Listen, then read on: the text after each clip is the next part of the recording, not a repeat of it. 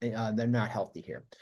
So I would circle March 24th, the Brooklyn game, as the game to circle as far as what potentially could happen if the Mavericks are in a position where potentially they would have to forfeit a game. As I said, the Dallas Mavericks are facing an unprecedented crisis. With each passing game, their roster continues to shrink as injuries mount at an alarming rate. What started as a concerning situation has evolved into a potential disaster that could lead to something rarely seen in modern NBA. Game forfeits.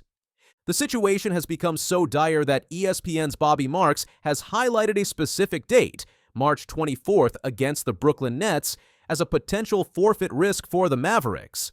This comes as devastating new details emerge about Anthony Davis's injury status, compounding the team's troubles. The Mavericks, once considered a formidable Western Conference contender, now find themselves clinging to the 10th and final play-in tournament spot with a record of 33-36. They've lost 8 of their last 9 games and maintain just a thin 1.5-game edge over the Phoenix Suns.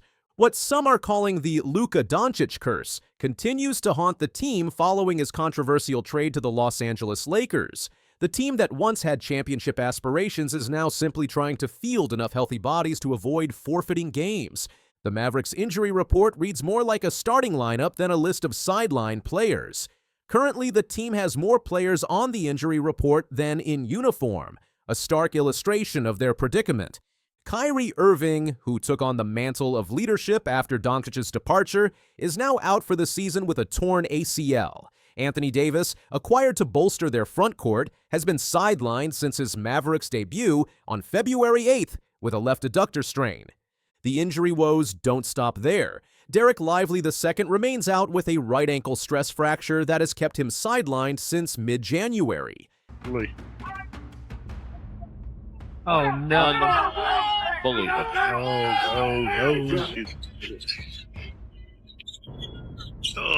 Ooh.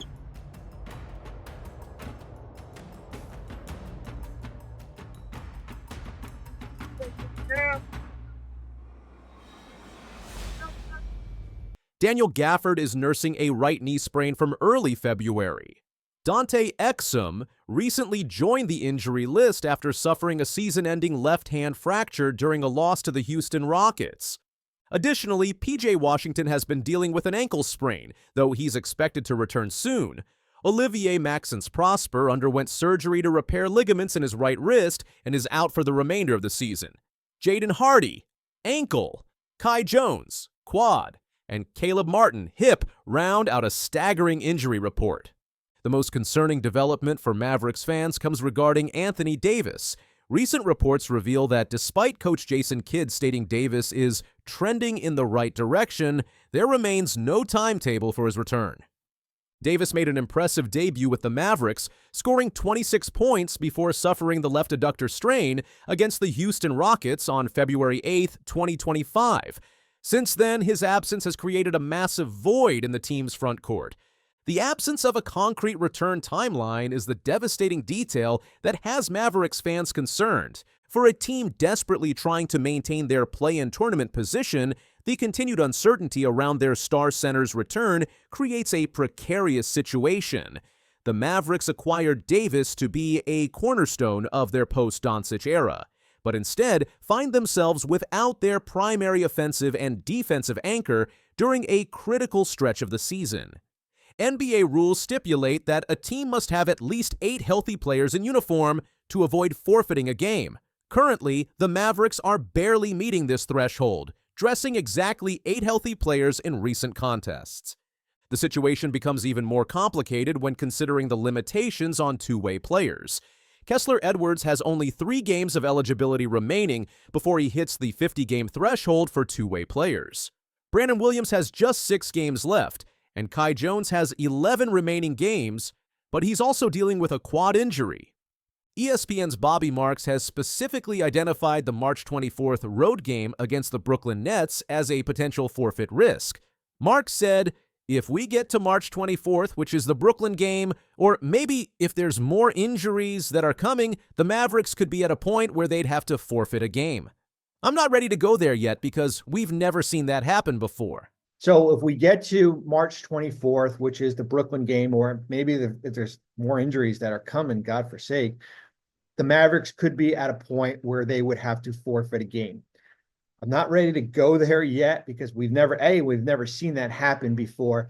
And I think to bypass that rule, what you would likely see is some of these injured players actually get dressed and be on the active list and basically, but that brings into the account, basically Dallas would have to lie on the injury report and say that, whether it be Anthony Davis or Daniel Gafford or Dereck Lively are healthy and able to play when we all know that they are not, they're not healthy here. So I would circle March 24th, the Brooklyn game, as the game to circle as far as what potentially could happen if the Mavericks are in a position where potentially they would have to forfeit a game. As I said, I've never seen that happen before. The Mavericks' ability to address their injury crisis through free agent signings is severely limited by financial constraints.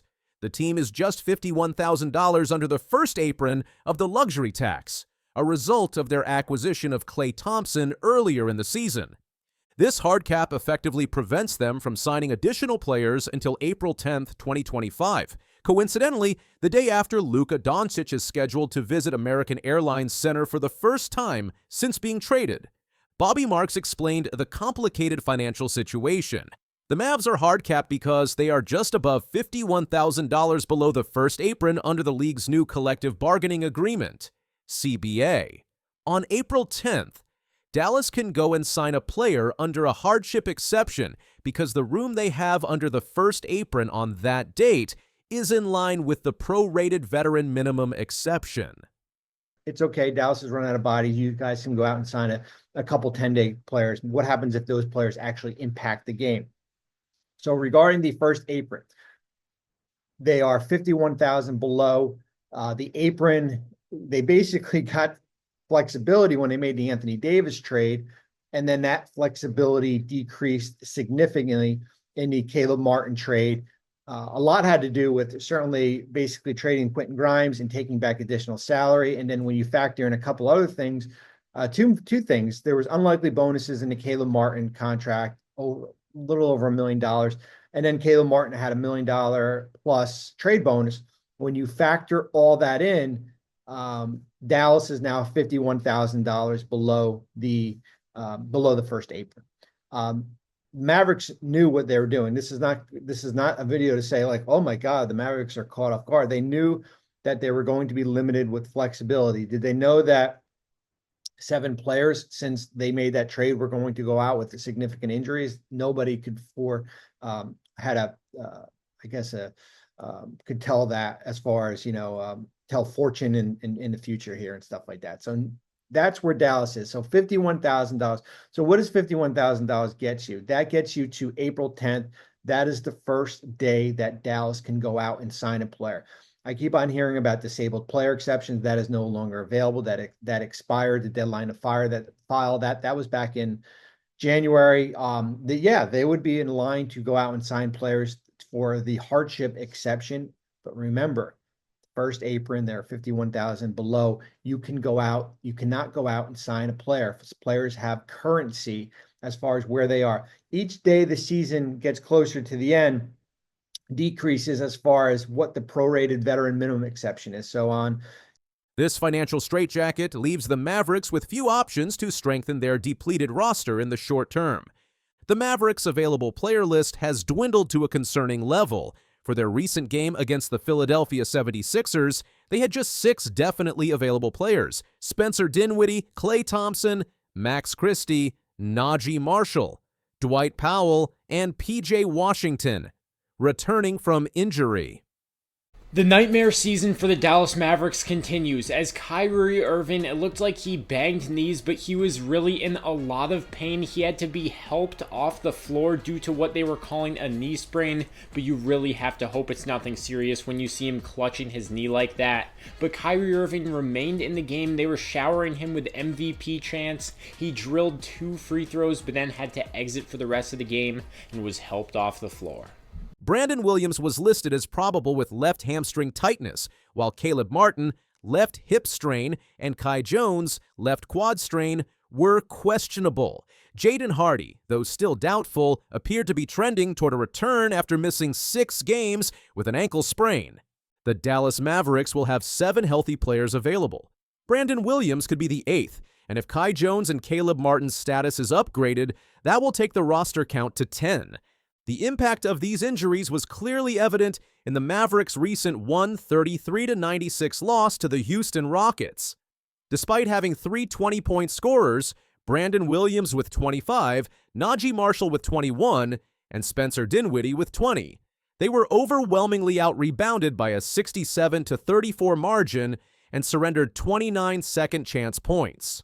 This performance illustrates how the absence of key players, particularly frontcourt anchors like Davis, Lively, and Gafford, has left the Mavericks vulnerable on the boards and defensively. The Mavericks currently occupy the 10th seed in the Western Conference, which would qualify them for the play-in tournament if the season ended today. However, their hold on this position is tenuous at best, with the Phoenix Suns just 1.5 games behind. With 14 games remaining in their regular season schedule, each contest takes on added significance. The team has won just one of their 8 games in March, a concerning trend for a squad trying to secure a postseason berth.